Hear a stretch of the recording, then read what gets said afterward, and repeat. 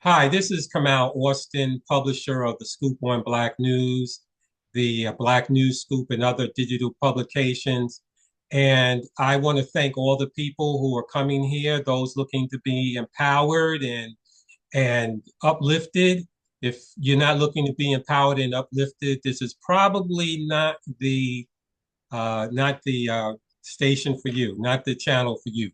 But today I wanted to talk about something that uh, a lot of people may not think is so you know critical, but I feel that health is a form of wealth.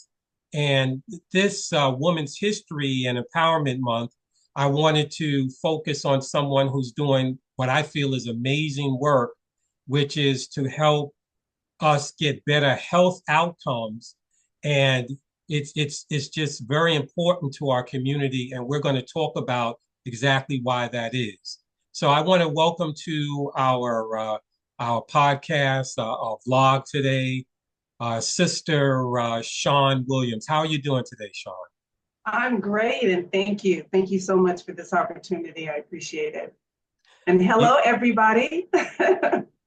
Thank you very much. And I just had to try to get you in for the Women's Empowerment Month because I think that I'm very impressed by what you're doing. I think it's very visionary, and I wanted to jump right into it. And you are the owner of Divergent CRO, right? Yes, I'm one of the co-founders. There's two of us, ABL Obanjo and Hmm. myself. We're partners in this. Okay, great. Well, can you give us a quick overview of exactly what Divergent CRO does, please? Sure. So first, I would like to say we may be one of three of representing CROs in the biotech community. So what we basically do, we handle and manage clinical drug trials for device companies and biotech companies. So there's, short, there's always clinical trials going on. There's a need for patients to come in and try their particular drugs for each biotech, and we would help them manage that from the clinical trial perspective, getting patients in the trial, going and review the data at the different sites. So it's a whole cycle of activities that need to be conducted in order for the drug to be approved by the FDA. Okay, now listen, as far as the medical field is concerned, Mhm. I'm, that's not my expertise, but I just wanted to paint a picture where people can understand the importance of this. You Sure. know, um, amongst other things, we may touch upon some of the other health challenges I have had in the past, or I still am going through. But one of the things that I want to talk about is high blood pressure, right? And I know that I've been told, and you could probably expound on this more than me. I know that they say that whites get certain high blood pressure medications, right? But with blacks, it's a little different. I get these medications for my high blood pressure, and they have to do with different things related to the heart and other kinds of things. But also, they give me this kind of water pill with one of them, and it basically, to be a little graphic, it makes me go to the bathroom, and that's supposed to bring the sweat out, the salt out of my body, right? The salt. And from what I understand, this has to do maybe with Africa. We come from a hotter climate traditionally, and we sweat more and that kind of thing. But that doesn't happen so much in our northern environments now. So one thing that can help us as far as controlling or managing high blood pressure is to have a pill that brings the salt out in your body. Am I totally clueless with that, or am I a little onto something? You are onto something, and that's very interesting that you would say that because I had went to the doctor, not to deviate off of what you said. I'm just bringing it a little bit back where we both are having or experiencing the same thing, which I think a lot of us and why the FDA is requiring biotech to enhance their program and getting more BIPOC communities in. So I have a trait, and that trait is I'm sorry, I all of a sudden I just blanked out, but it's a trait that has to do with your blood. Hmm. And I need to have I can't take iron with my blood shows and I'm taking too much iron and all this other stuff. And so the doctor said, don't worry about that. That's the reason why your blood does that sickle cell. I have a trait of sickle cell. I don't have sickle cell, right? The sickle cell Hmm. trait. And so the doctor said the reason why you have that because you're in Africa, when that genetic your blood tends to, it was there for that particular climate in Africa. So that's why Right. you have the trait. So that Hmm. is the same for what you're saying. And that is why FDA has a mandate on their website that says, hey, biotech device companies, please, we have to have more BIPOC communities involved into these clinical trials because what a pill will do for the majority of what their clinical trials whites, Caucasians are getting, does not work for BIPOC communities. Hmm. And they have to figure it out. And the only way they can figure that out is getting us into clinical trials. And that's what our company does is help facilitate that with BIPOC communities. And hopefully we can have a collaboration with biotech companies as well, and how we can figure out getting them involved in clinical trials and not be so, I know there's um, a lot of distrust in the community, but Sure. we also have to get awareness of the clinical trials because they don't know. A Hmm. lot of us do not know. There's so many clinical trials that have to do with blood pressure that you can get into one of these clinical trials and be able to see how that would assess for yourself. There's trials for myself for sickle cell anemia trait. How does that affect us? And that would give better data for our people. Hmm. Exactly. Exactly. Well, I'm going to digress just a second to come back to my point. You know, the reason I started this publication was to showcase Black businesses, cultural institutions. We look at social issues from the lens of economic empowerment, business development, right? So, and and and, and to digress just slightly, one of the things I realized, one of the reasons health is wealth, and it's important. Health is very important. You know, you can become wealthy and successful, but you can get sick, and depending on your insurance and other factors, you know, a lot of your money could go to maintaining your health, right? Or you're trying to run a company and you get sick or something, you can't maintain it. So to me, health is wealth. Now, getting back, usually the question I ask you about your company, I usually sort of ask that towards the end. But I'm going to go to a question that I usually start with, okay? And because we're in business, but I like to get in people's personal business too. I like to get all in their business, all and I I'm and an I did open book. Let's go. and I did some research. Believe it or not, I did some research on you, quite a bit of research on you, uh, especially the last couple of days. And I want you to tell us a little bit about your background, especially how you got into the field, because I don't want to spoil it for people, but it's very interesting how you went from one goal that you had and you ended up in this research goal. Yes. Yes, it is a funny story. Basically, I wanted to be a pediatrician.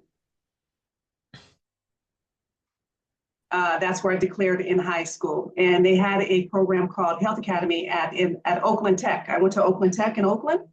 and they had a health academy maybe 2 years before I graduated. They started a program which is made this. They put the school on the map now. And I hear that Oakland Tech is like a sought after school to get into now. So Hmm. they did start these academies back when I was there. And what happened is that after I finished the academy, went to college, and then got into another program uh, and went to college. I went to Hayward. At that time, it was called Cal State Hayward. Now it's called East Bay. But went there, declared biology, Right. staying focused on wanting to be a pediatrician. And of course, you have to take something called the MCATs to get yourself into medical school. Right. So I got into a program in the summer after I graduated from um, Hayward and got into this program.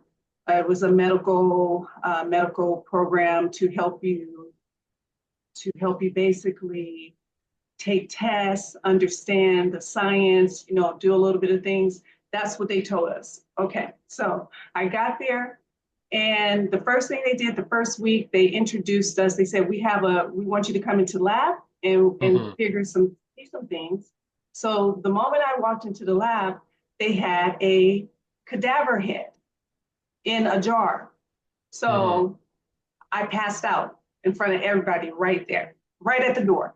So, Right. and I saw the cadavers and I was like, I like and I want to help people, but I don't think I want to help them in this capacity. So Right. Right. it And wasn't from for me. I'm what I sorry. heard, yeah, and what I heard from some of your interviews, you were just so focused. You just wanted to be a doctor or a doctor Right. or a doctor. And Yes. then you saw those cadavers and you just said, oh, you fainted and you said you woke up and you had a new realization. This is And a, and probably not a, for and a me. plane ticket in the next hand, because that's what happened. Well, So, I gotta say that you lasted longer than me because I know my family, the family I grew up in, and the church and everything. They were trying to say, oh, a doctor or a lawyer, a doctor or a lawyer, and I knew I didn't like the sight of blood, so I said, right. oh, the doctor route was not going to work for me. Right. Okay. Okay, so what inspired you then to go into the CRO industry? And Right. CROs stands for what is it? Contract research organization. Right, right. Yes. So when did you decide that, oh, that's the route you That's wanted, better for me. career you Right. wanted to take? So once they gave me my ticket, my plane back home, ticket to get home, I got a internship at a company called Chiron Corporation. It's a biotech company in Emeryville, and I was in the records department. Hmm. And basically, doing the records, assessing things, whatnot, yada yada. And I kept seeing these, and I just have to say, Caucasian people kept running in and out and in and out. And one day I just said, hey, what do you do? And so one of them said, I'm a clinical researcher, research associate. I was like, Hmm. and what is that? And what do you have to, what do you need? And she said, basically, you have to have a science degree and just want to learn and help people in clinical trials. Then we talked more about it, and I said, and then it's just that radiated for me. I was like, Hmm. okay, I can help people, but I don't have to look at the blood, the gore, and all of that other stuff. But there's another capacity where I can help people. Exactly. So once that was it for me, and then Hmm. I became focused, real focused on what I wanted. Well, this is another question I have to ask, especially for people. Um, okay, you moved into the CRO industry, right? But what gave you the moxie? What gave you the you know the drive, the inspiration to take it another level? So now you go into a new industry, a new field, right? Right. And then you decide, man, I want to be a business partner or owner in this field. Right. So how did that happen? So I've been in the industry for over 25 years, and Wow. after about 3 years ago, partner and I, because I actually worked with him, and we just started talking. I said, what we noticed is that I know I've been in an industry for a while, and I have never really seen representation, BIPOC represent a high level or even just a medium level. Like even when I was in my science classes, it was two of us, Hmm. throughout the whole thing. So it's the same in the industry. So, you don't really see a lot of leadership that represents us. And then far by, you don't see any in clinical trials are representing us. And so we said, we'd like to change that. We want to come at an aspect of when I came into the industry, what struck my heart was is that I can, review documents, see patients, not see patients in terms of seeing them, but see the paperwork and be able to, paint a story of this person and how this drug can help. Well, it's the same here. It's like, well, I can't keep painting a picture if we're not filling in the gaps of what's missing. And that's what's missing is representation of our own of people of Black, Indigenous, and brown, all people of color. There's no representation, uh, a lot of it in those high positions, and Hmm. there's none in as the patient space. So of course, then you would see why most of the clinical trials are geared towards the Caucasian population because there's no representation. Right, right. And can you sort of maybe give us maybe a synopsis or an overview? Because from what I understand, right, due to COVID, the age, the mortality age of the average Black man in the United States is down to like 69 years of age now. Okay. And I know Black women, they suffer more from things like, well, all kind of things actually, but I know the child mortality rate is very high, with Black women and other things. So, how do you feel your company in particular, and maybe other Black companies in related fields, can help us overcome some of those kinds of issues? Well, I first believe not if, when we are working with the sponsor companies, looking into the different effects of how, particularly like immortality rates of birth for Black women, what's happening in the hospitals and how is the data being collected and how comfortable is the patient that's going through this is feeling. Maybe there's something's happening where they're not speaking up about what they have because they don't trust who's talking to them, who's Hmm. giving the information, or even the other person they're giving the information and they don't feel like they're being heard.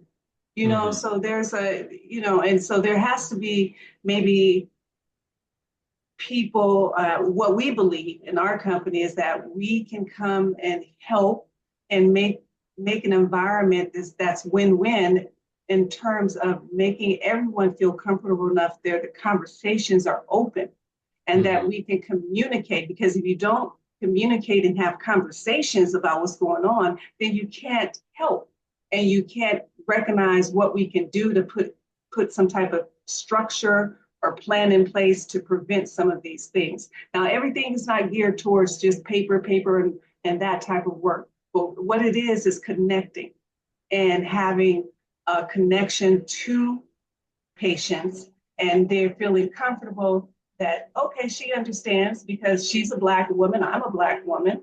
So I'm comfortable telling her what's really going on. My needs are not being met. I'm trying to communicate this to the doctor, and there's some type of gap here that they're not understanding.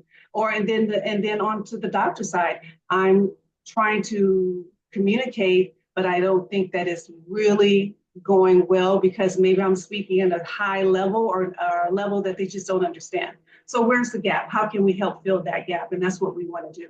We want to get into that where we can help with that gap and bring awareness that there is a serious gap And only way you can do that is through communication. Yeah, and I just want to sort of add on to that from my own personal experience. It's how important it is to have people in the medical field. A friend of mine, she was going into becoming one of these medical techs, doing MRIs and all of that kind of stuff. And she was saying that she just needed some people that she could test and she certain things while she was learning all of this stuff. She was making a career change. So she kept bugging him and bugging me and said, "Can I take your blood pressure? Can I take your blood pressure?" And I was like, "Oh, come on, leave me alone. I work out, I run, I do all this stuff. I feel good. You're just bothering me." She just wouldn't stop. She kept calling me, wouldn't stop. So I said, "Okay, come over and do my blood pressure." She's doing my blood pressure, and I see her look at me like she's looking up at me like, she's amazed that I'm still alive. And I said, "What's wrong with you?" And she and Right. she said, "Your blood pressure," she said, "it was like 200. Systolic was like 210 over 100. My diastolic was 100 and something." Oh, stat, you need to go to the hospital now. Yeah, and that's what she said to me. She Right. said, "You're not." She said, "You are going to the hospital right now." And I Right. said, "What are you kidding?" She said, "You going to the I'm calling you going to the hospital right now." Mhm. And I went to the hospital, and a long story short, they did all this. And that particular, I was down in Florida when that happened. I wasn't up in New York where I lived. And they could only do so much, they said, in Florida. I don't know. The doctors in New York were furious when they heard that. But anyway, um, you know, that particular friend had another person in their family who was a doctor and said, "Oh, take these natural things that'll help you until you can get back up into New York." And when I got back up into New York, my doctor was an African gentleman. And, I went there and he did the same thing. He put me on these blood pressure things. And he said to me, he said, "You know what? We're going to give you, when's the last time you went to the doctor?" I said, "It's been a while. I try to take care of myself." He said, "No, we're doing a whole workup on you. We're doing a whole workup on you." So and they did a whole workup on me and they found out that I had high blood pressure, I had two forms of cancer, and I'm walking around thinking, "Oh, I'm all great and or everything." It did, but some of these things are silent killers, and you know, we need people who care about us, who are going to go the extra mile and look into helping us. He sent me to another black doctor, and then they did all kind of advanced laser surgery and sound surgery and stuff because the regular surgery wasn't going to work. It was Right. too advanced. You know what I'm saying? So to make a Right. long story short, I went through a lot, but I made sure and I knew the doctor's name, I knew the MA's names, I knew everybody's name, and they called me if I need a favor. I'm running out of meds. You know, can you send some over? Can you send a prescription over right away and all that? And it helps that when you have other people, that having other medical professionals more than likely saved my life because I was walking around thinking I was great, and I wasn't. So I mention that because I hope someone who is watching men who have a tendency not to go to the doctor enough, and maybe some women will understand that there are medical professionals out there, who care about you, who will help you, and go see a doctor. It's very important. Health is Right. is wealth, and that's the greatest gift you have, as far as I'm concerned, from God is your health and being here right now. Absolutely. Yeah. And So so, right, I'm sorry, right when you were saying that point, it sounds like you were like for the cancer, I don't know, I'm going to guess you were at stage what, three, stage two, or what stage were you in for cancer? okay. Oh boy. Now So, you all in my business. Okay. okay, So okay. So all right. So let me just say, one of the cancers. It's the only way I have to explain. I had bladder cancer, right? But the bladder cancer that I had, fortunately, it hadn't gone into lymph nodes and going into other parts of Okay, my body. It was growing inside the body. right. But the thing about it is that at one point, what happened, even though it was growing more into the bladder, at some point, what happens is it begins to back up the bladder, and then your kidneys can fail and things like that. So that Okay. was the point I was at.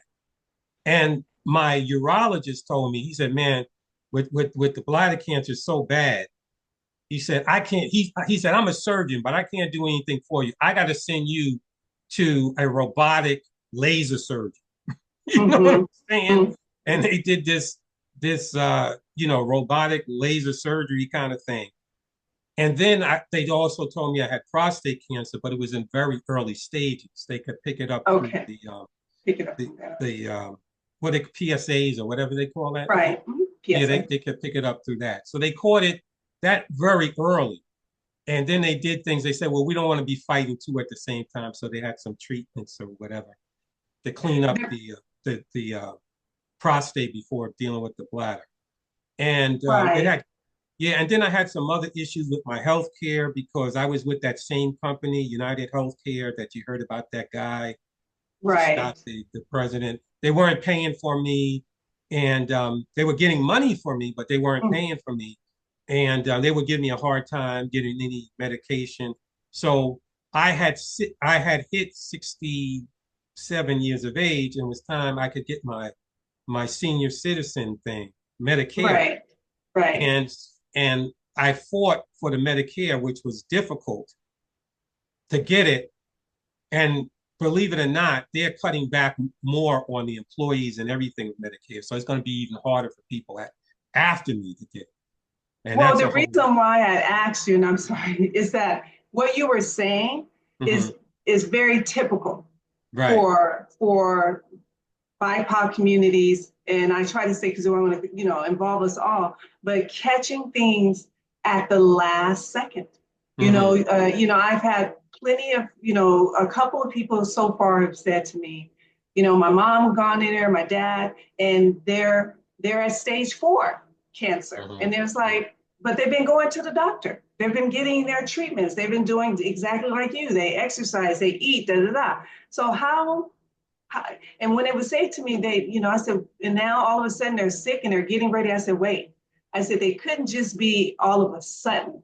There had Hmm. to have been clues and there had to have been certain things that have happened.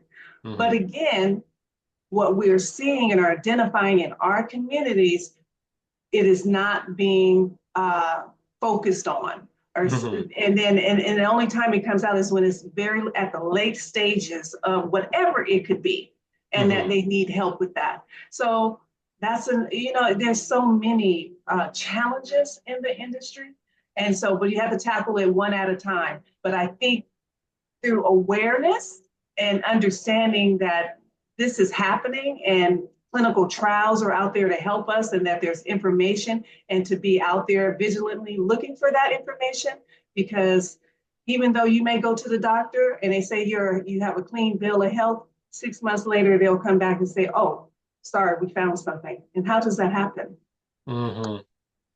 Yeah, yeah. Well, I tell you, I'm letting people know a lot about my personal business Mm-hmm. because I want people to go to the doctor.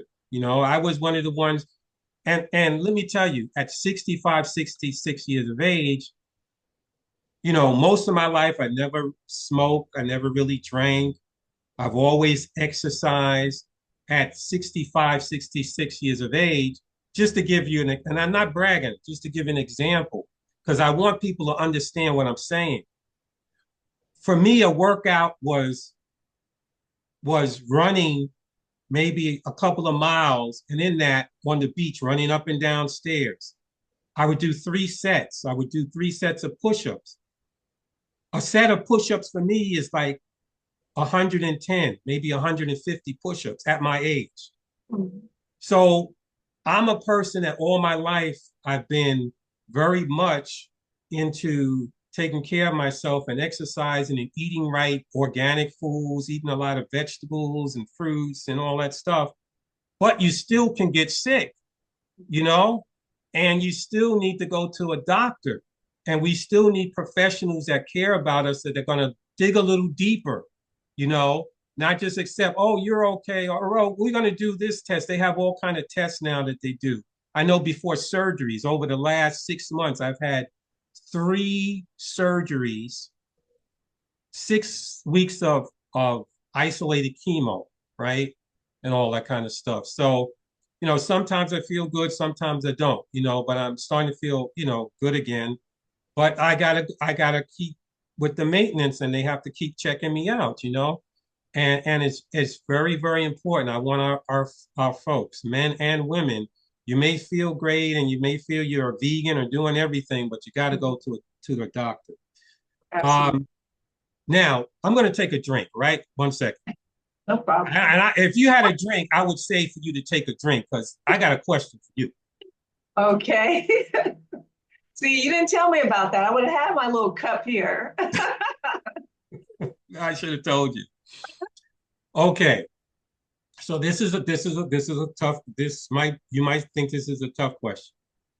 Given the political environment that we're in now and all these attacks on DEI, and DEI has become almost this curse word, you know, how has that impacted your business and how do you feel that's going to attack the industry when it relates to the health industry and DEI? Or maybe it's not going to have any impact. Well, that is a very good question. And right now, the political uncertainty is something that is being, I guess, in the forefront. However, uh, we don't feel that it will impact the clinical trials in healthcare as much as people think so, because DEI, for the one thing, the FDA is behind us in ensuring that, at this time, that BIPOC communities are being handled in a way that we can get the information and get awareness through. And they're asking, that is a mandate to the biotech companies right now, is that they have to show that they are making efforts to bring more BIPOC communities into their clinical trials, because they do understand that it is genetically, culturally, there's a lot of different factors that have an impact on us, and, Mhm. and the drugs. So, some of the drugs that they already have validated and approved and are selling, are not helping us. They are not doing what they should do for us. So we don't believe that, even though it's in the forefront right now, we don't think because that will impact us as a organization, particularly because it's dealing with health of our people. Yeah, well, that's good news. And I was just concerned because I just see so much of the attacks on Medicaid and even Medicare and Social Security. And, there's denials that it's being attacked. But as a person who's had to fight to get my Social Security, and, because of the urgency of my medical situation, I'm obviously concerned about others also going through the process, and the process even being more difficult than it was for me. Right, I mean, I know what it's like to be on the Social Security hotline for an hour before somebody picks up the phone. And now they're right, talking about getting rid of a lot of the employees and a lot of the medical safeguard organizations. I noticed they're getting rid of certain things. So I just thought I would ask you that question to see if it was impacting, you know, the types of things that you're doing. well, in Um, terms of the regulatory standpoint and scientific necessity of mhm. understanding how drugs are impacting like I said, our communities, it is important. Uh, yeah, I'm just going to say I'm going to stay positive with that Hmm. because I don't know. I can't imagine, but sometimes as people, we can't imagine certain things are happening and they're happening, right? So Right. I like to just stay positive with it and saying that because we have been in this struggle for a very long time of getting some type of care and help that hopefully through your platform and many other platforms that we will be able to survive this and keep moving forward in a positive direction. Right. Well, let me ask you really quick. What has been some of the biggest challenges for your company? I'm going to say honestly, the biggest challenge, because again, as I had said in the beginning of our wonderful conversation, is that we may be three uh, out of um, out of the whole entire industry of CROs as a um, BIPOC CRO, meaning that Black, Brown people are here to get into the biotech industry and get the contracts Hmm.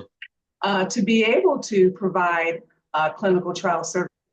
There are hundreds, maybe I'm going to say yeah, hundreds of CROs that are out there, but there's only maybe three that are specifically BIPOC. Right. And how has your access to capital been? Because that's one of the biggest problems that Black companies face. Only 1%, less than 1% of Black companies get access to things like angel investing and venture capital and things like that. Same, we have the same struggles. You know, chasing. Is that it doesn't matter black, brown, white, green, yellow. It's the same thing. I'll put out something to someone and they say, oh, we'll get back to you. And then they don't get back. So it's the same struggle of trying to get someone to listen to us, to hear us, Hmm. and see that that we're not trying, but we are doing good in the community and that we do have the best interests to help and hopefully somebody will sit down at the table with us and listen to us and see what they can do and what we can do to make this a better situation for all. Are you familiar with crowdfunding, capital building through like the Jobs Act? The Jobs Act is a sort of a misnomer, I guess, but it was something Obama started where, in most cases, people to become angel investors have to be millionaires. They have to have assets equaling $1 million or be making at least $250,000 a year to be considered to be investors, angel investors. But one thing Obama did, which most people don't give him credit for, is he started something called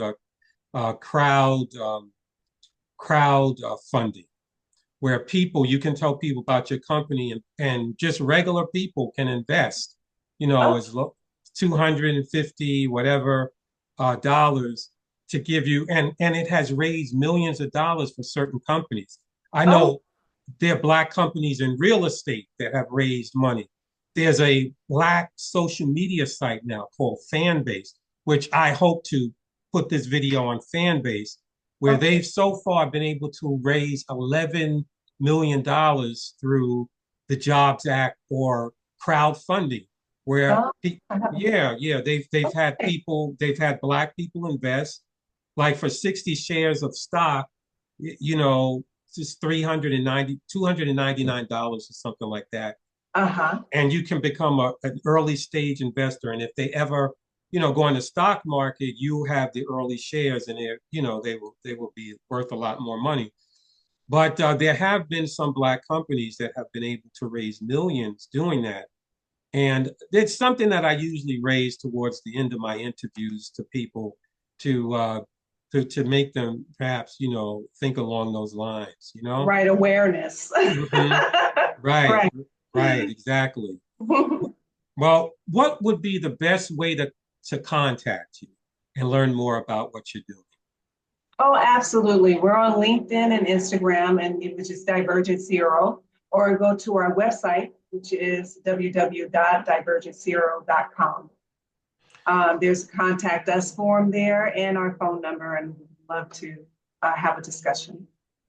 Right. And you're also looking for other young people from the research I did to maybe get them into the field. They should contact you also, right? Oh, we would love for the young people to contact us. We definitely have training, free training, and would like to talk to them. Now, these are students that we're looking at the junior and senior level of college, so we can Hmm. start getting them prepped and understanding. Because I think the road to clinical research or anything is you have be aware again and have options.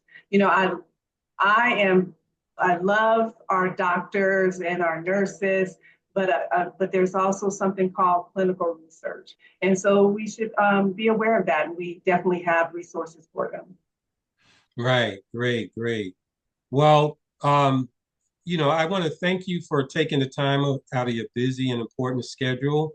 Thank And you. I just want to let our viewers know that I will have both on our news blog where we will embed this video and also on our YouTube channel and our revamped new YouTube channel. We're also going to have the links to your business, your website, and also your social media handles, those kinds of things. Thank And you. for our viewers out there who can appreciate the types of interviews that we're doing.